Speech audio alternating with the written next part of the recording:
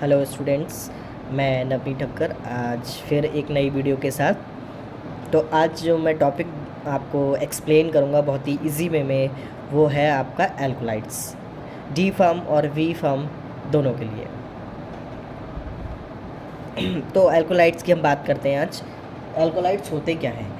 एल्कोलाइट्स क्या होते हैं? हमारे सेकेंडरी मेटाबोलाइट्स होते हैं। मींस प्लांट से मिलने वाले सेकेंडरी मेटाबोलाइट्स। सेकेंडरी मेटाबोलाइट्स कैसे बनते हैं? सेकेंडरी मेटाबोलाइट्स बनते हैं प्राइमरी मेटाबोलाइट्स से, जैसे कि कार्बोहाइड्रेट्स, प्रोटीन्स, लिपिड्स, इनसे बनते हैं सेकेंडरी मेटाबोलाइट्स। अब बात करते हैं एल्कोलाइट्स की, कि जो एल्कोलाइट्स है वो वर्ड आया कहाँ से। तो जो एल्कोलाइट वर्ड है वो आपका किससे ओरिजिनेट हुआ है? एल्कली से। The word alkaloids was originated by alkali.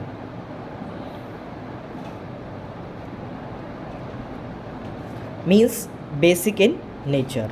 तो हमारा कहने का मतलब ये है कि जितने भी एल्कोलाइट्स होते हैं वो सारे के सारे क्या होते हैं? बेसिक इन नेचर में होते हैं, मीन्स बेस होते हैं। डेफिनेशन की बात कर लेते हैं हम यहाँ पे। Alkaloid, the term alkaloids was first introduce by मिस्नर।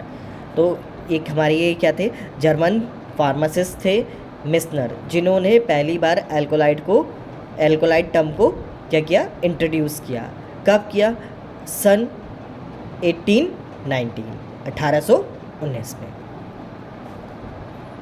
एल्कोलाइट्स की बात करें, जैसे ग्लाइकोसाइड्स क्या होते हैं? हमारे ऑर्गेनिक कंपाउंड्स होते हैं, सेम एज एल्कोलाइट्स भी हमारे सारे के सारे ऑर्गेनिक कंपाउंड्स होते हैं और बेसिक इन नेचर में होते हैं। साथ ही मैंने लिख रखा है यहाँ पे नाइट्रोजनस हेट्रोसाइक्लिक कंपाउंड। तो दे आर क्या होते हैं? They are nitrogenous heterocyclic compound. Nitrogenous का मतलब कि यहाँ पर क्या होगा? जब हम एल्कोलाइट्स के स्ट्रक्चर की बात करेंगे तो यहाँ पर हमें क्या दिखाई मिलेगा? Nitrogen atom. One or more nitrogen atom are present in the structure of alkaloid. Heterocyclic का मीनिंग देखें तो हेट्रो का मतलब होता है डिफरेंट, साइक्लिक का मतलब रिंग। मीन्स जो हमारी 5 मेंबर 6 मेंबर रिंग है, तो उसमें क्या होता है? उसमें कार्बन के अलावा नाइट्रोजन, सल्फर, ऑक्सीजन ऐसे एटम्स का प्रेजेंट होना क्या कहा जाता है? Heterocyclic compounds. Means hetero atoms. अगर किसी भी कंपाउंड में साइक्लिक रिंग में हेट्रो एटम्स प्रेजेंट हैं तब हम उसको हेट्रोसाइक्लिक कंपाउंड कहते हैं। The French chemist Derosne in 1803 isolate nicotine. तो जो ये क्या है हमारे, ये फ्रांस के केमिस्ट हैं डेरोसन। इन्होंने क्या किया था? 1803 में सबसे पहले आइसोलेट किया था एल्कोलाइट को फ्रॉम निकोटीन।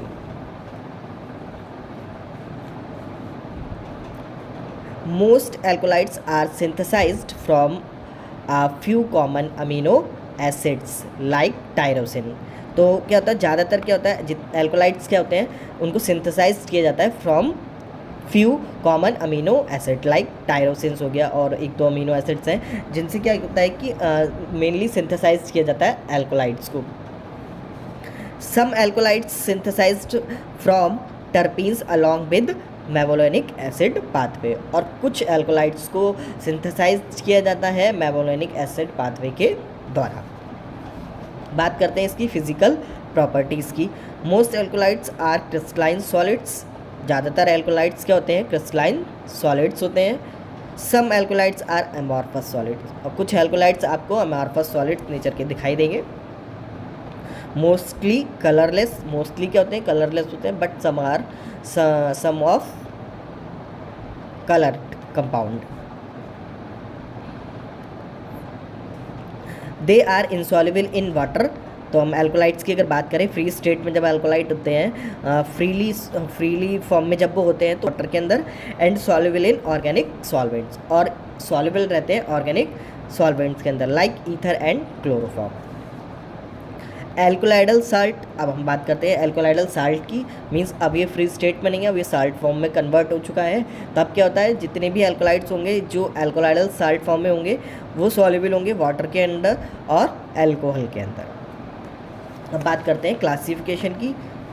तो इसका जो क्लासिफिकेशन है मैंने 2 बेसिस पे लिख रखा है। मैं अभी आपको दोनों डिस्क्राइब करता हूँ।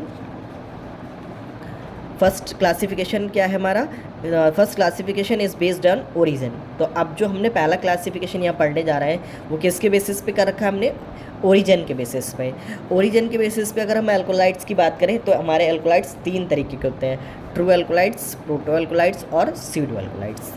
तो पहले पढ़ते हैं ट्रू एल्कोलाइट्स। क्या होते हैं ट्रू एल्कोलाइट्स? अभी हम बात कर रहे थे कि एल्कोलाइट्स होते हैं, एल्कोलाइट्स के पास क्या होता है, हेट्रोसाइक्लिक रिंग होती है और नाइट्रोजनस कंपाउंड होता है। तो उसी के बेसिस पे हमने क्या किया, इन तीनों को डिफरेंट डेफिनेशन दी गई है यहाँ पर। तो ट्रू एल्कोलाइट्स की बात करें, contain heterocyclic nitrogen atom, means ये क्या होते हैं, अगर हम इसका स्ट्रक्चर देखेंगे तो हमें क्या दिखाई देगा कि हेट्रोसाइक्लिक रिंग में हमारा नाइट्रोजन एटम प्रेजेंट रहता है, derived directly from amino acid. तो जो ट्रू एल्कोलाइट्स हैं हमारे, उनको हम डायरेक्टली डिराइव्ड कर सकते हैं किससे, अमीनो एसिड से। Example atropine. प्रोटो एल्कोलाइट्स की बात करते हैं, contain nitrogen atom not in a ring system. तो यहाँ पर क्या होगा, नाइट्रोजन एटम होगा बट रिंग के अंदर प्रेजेंट नहीं होगा, रिंग के बाहर प्रेजेंट होगा। डिराइव्ड फ्रॉम अमीनो एसिड्स, इनको भी हम अमीनो एसिड से डिराइव करते हैं। Example ephedrine. थर्ड टाइप की बात करते हैं, pseudo alkaloids, contain heterocyclic nitrogen atom. तो यहाँ पर क्या होगा, यहाँ पर भी नाइट्रोजन एटम कंटेन करके रखेंगे।